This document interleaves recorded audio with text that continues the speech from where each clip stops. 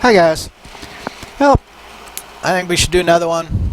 It's been a tough day. I've been doing a lot of these for the different classes, and I'll be honest, the technical stuff is somewhat stymieing, presents some obstacles. I've recorded 2 lecturettes today that didn't record, so it's been kind of a mess, but that's life, right? And this is what we have to work through, and we just have to persevere and get it done. I want to talk about a next assignment. So we got another assignment coming up, and this is designed to kind of feed to that. I also, this is about tools. So when I talked about working on a construction site, right, and you're going to cut a board with a saw, and you're going to hammer a nail with a hammer, let's hope, and you don't get those backwards, because the outcomes are going to be horrible if you get those backwards, right? I want to talk about a couple useful techniques as we move through the course, and real early in the course here, we're going to hit a couple of these. Let's talk brainstorming, let's talk Pareto analysis, right? So these helpful techniques, brainstorming, 10-4 voting, bar charts, and Pareto charts. Uh-oh, we got a bit of a typo there. Sorry about that, guys. I'll fix that. So brainstorming, okay, is used to generate ideas or potential causes. Interesting, when I was going to a college called Merrillhurst College in Lake Oswego, Oregon, which was designed for working professionals, and it was taught by consultants. It was a great school. It was a Catholic women's school, but the business was going out on Catholic women colleges, so they kind of reinvented a portion of themselves. They maintained that, but they had local consultants, business consultants, and they were exclusively women, PhD level women who did consulting as their main job and then taught. Classes were crazy. We'd do class Friday night, all day Saturday, all day Sunday, and that might be an entire class, right? Get your 30 hours in that way. Sometimes it was 2 weekends with a week interim to get assignments done. I learned so much from so many brilliant people at that school.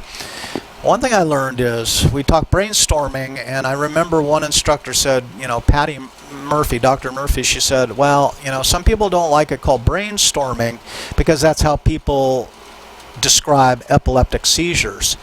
So she, you know, I said, well, then what would we call it? And she said, well, some people prefer the term thought showers, but I don't think it ever really caught on, right? Regardless what we call it, it's used to generate ideas for solutions, but it can also be employed to generate a list of probable causes of problems, right? And more on that later. But the idea here, and some of the guiding values that surround a successful brainstorming, is no statement is too wacky, right? That we just are gathering ideas. We're not vetting ideas. We're creating ideas at this point. Provide no feedback or response. So if you're facilitating the brainstorming session or you're a member, don't laugh or guffaw or do any of these things to inhibit other people's performance, other people's ideas, right? If I give an idea and you go, oh my God, how stupid, what's the probability that I'm going to give another idea when it comes back around to me, right? So we don't want to inhibit anyone, and we don't want to embarrass participants. Both of those are negative outcomes. We record all responses on a flip chart. Notice there's a flip chart, and the beauty of a flip chart is everyone can see it and focus around it. It's old school, but it's probably one of the more effective ways to do it, right? Record all responses in the person's words as closely as possible, right? Don't be changing, oh, you mean. No, as a facilitator, don't tell people what they mean. What you do is just record what they said. You can clarify later, right? Record all responses so everyone can see them.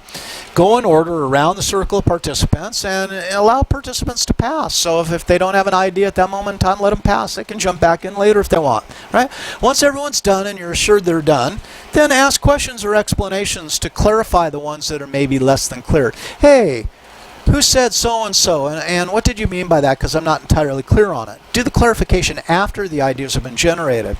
And then combine similar items and suggest that, hey, I don't know if number 1 and number 6 kind of sound the same, and then the person who offered number 1 and number 6 can discuss it, and then they have the ultimate vote on whether it's the same or not.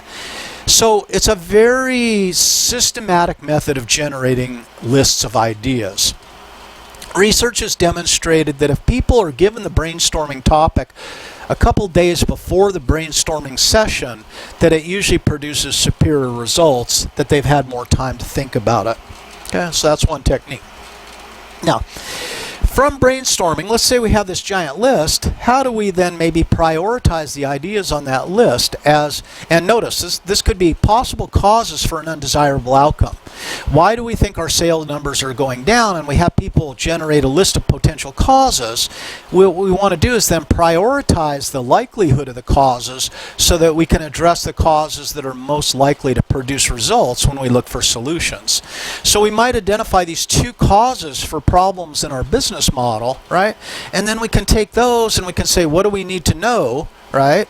And then we can say, from there we can then maybe have a brainstorming suggestion about possible solutions, right? So very systematic and very methodical. And a lot of people don't like these systems because they will just want to jump to the solution before they even know what the problem is. And the more authoritarian the manager is, the more they think they know everything, the more likely that is to happen. One thing you find about brainstorming, 10-4 voting, etc., is it really levels the playing field. It diminishes the distance between manager's authority and worker suggestions. And that's a lot of what this is about, right? So it's a very egalitarian philosophies typically.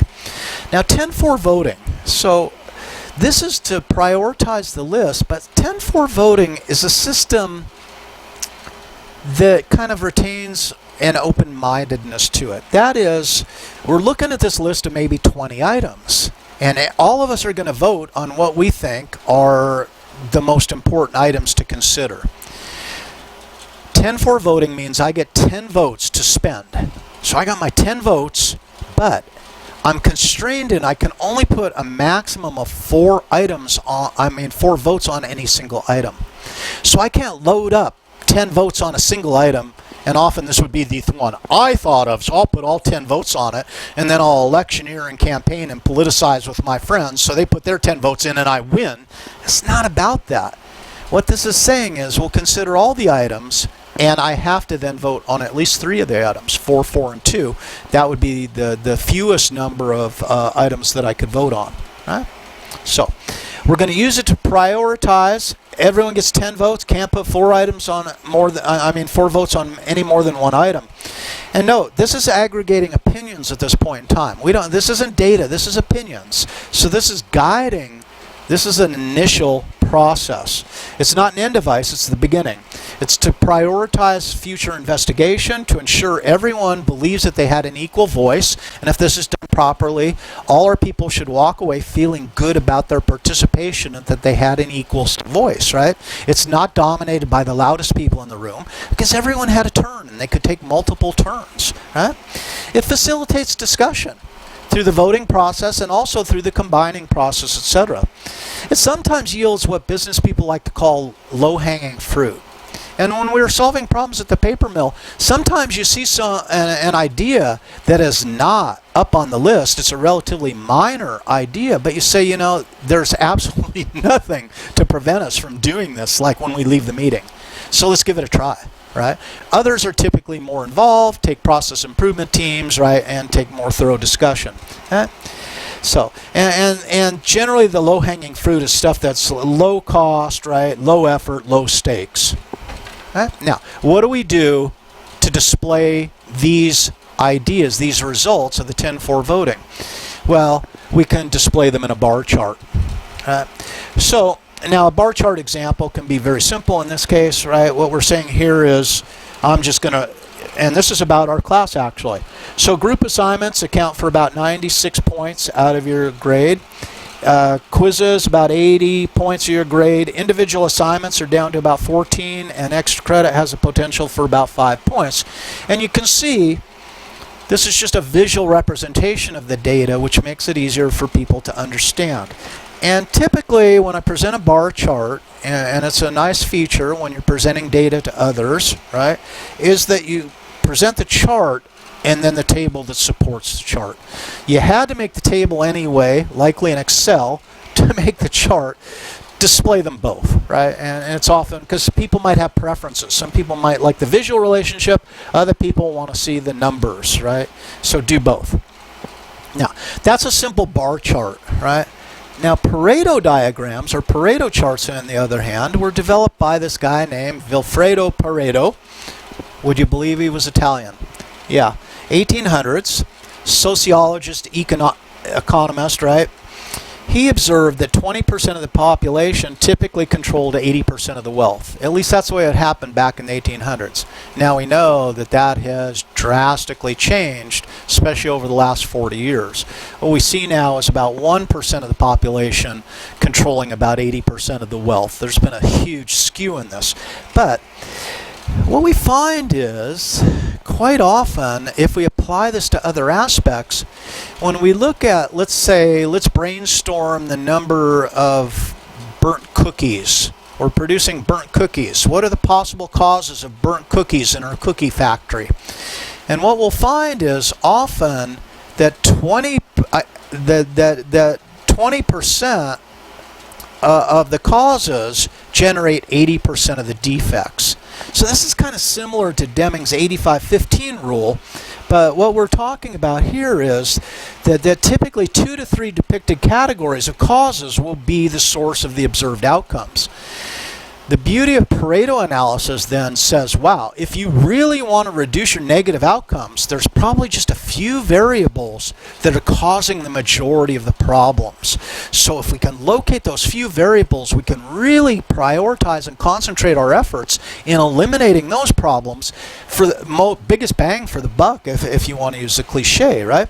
So it shows us where our process improvement efforts should be focused. And this could be for a restaurant service, it could be for a brewery manufacturing and preventing batches of brew from being thrown out because of defects, etc. We can use Pareto charts to summarize 10-4 voting results. It's like a bar chart, right? And Pareto charts can be used in conjunction with cause and effect diagrams, especially developed by Karu Ishikawa. And we'll talk about that later in the course. Here's a sample Pareto chart. Now I borrowed this from Minnesota Department of Health, right? And what we're looking at then is the vital few are considered the big causal mechanisms, and these are the ones we would want to focus on our process improvement efforts. Certainly there are other causes of defects, but they generate less defects and deserve less attention. Unless one of these was low-hanging fruit and we could, fix this in a day, let's go ahead and do it, right? But, so if we look, in this case, unable to download was the chief problem of their IT system, right? Over 50%, right, of the complaints were unable to download. Can't find the file, right, was about 30 complaints. Opens as read-only, right, is about 15%. So when you're looking at improving customer satisfaction in an IT system, where do you want to focus your efforts? Hey, you want to focus them in these regard.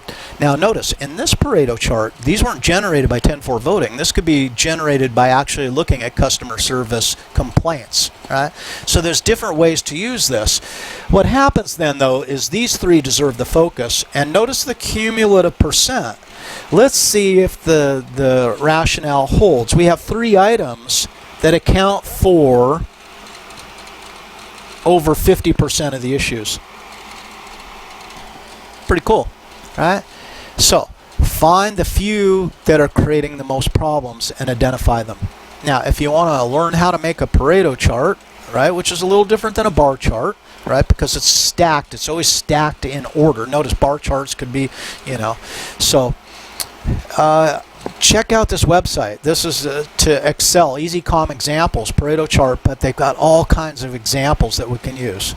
Yeah, are you ready for assignment 2 then? All right, so homework number 2. Oops. I think I got these slides backwards. Sorry about that. So we're going to go backwards, right? Each team member alone will make a list of 7 important values. Think about what you learned in homework 1, right? Within their academic context. What do you value in an academic context? For example, I might value promptness, neatness, thoroughness, creativity, etc. Those might be the things that I value in my academic context as a student, right? This step serves as preparation for the brainstorming in most contexts, as I described to you, right? So have your list before we do the brainstorming session. Then put each team member's list of 7 values in your shared space. What's the deadline you're going to have that done by? That's the deadline that you generate at the beginning of this assignment. Remove any repeated items to generate a list of master values. No, we don't need to vote here. We can simply quantify. Oops, I gotta go backwards. Oh, and now use 10-4 voting to come up with the master list of 7 team values. So what we're going to do is take your individual values, create team values, right? This can be done with either a shared document, shared sheet in Excel, and this is why Microsoft 365. You might do this via Zoom chat, and you're going to have to decide how to do this. You're going to have to figure out how you're going to collaborate with each other in this class. Consider the details. This is part of the course, right? Does the Zoom leader share their screen with the values list so everyone can see it? Were the master list made available in another way? And what's the deadline for doing this, right? So you have sub-deadlines. And I want to know as much about your process as I know about your result or your product. Now that you have the master list, display it in a bar chart with the top voted value to the left and the 6 other values displayed in descending order. Make sure that both chart axes are properly and meaningfully labeled. Got it? All right. So each team member's list, and I've prepared for you an assignment template, so it should make it easier to organize your stuff. This would be your name. This would be your list of values, right? So we have 6 team members. Each one generates 7 values. So how are we going to organize it is a critical thing to think about in terms of facilitating your communication with each other. Okay? So what was the shared space that you used? And I want to know. Did you use 365? How did you do this, right? What was a generated master list? And I want to see that, and there should be a template for you to present that. 4A, describe how this process was conducted. So I want to know what system you used for doing each of these. A conference call, Zoom, shared doc, did you Skype, whatever. It's likely a short paragraph, enough that another team could replicate what you did. So I want it specific enough so it really spells it out, right? And then the master list with the number of votes for each, and then your Pareto and bar chart. So that is your work product. That's essentially what you'll turn in via Carmen, right? So remember, we're operating on multiple layers. We're producing a product, but we're also investigating, exploring, understanding, and communicating to me the method you used. There's a couple benefits to this. First of all, let's think about what we're doing. Let's become kind of metacognitive. Think about how we're thinking. That is, think about the processes we're using. It's also your opportunity to educate me. I don't know how many more online courses we're going to do. What happens if we're doing this in spring? And if we're doing this in spring, I want to do a better job than I did in fall. So I need your input, I need your feedback to make sure that my game continuously improves. And at the same time, I want you to be aware of how you're doing what you're doing. And that potentially indicates that there's other ways to do it as well, and that you made a choice of this way over that way for a given reason. Okay? And again, questions?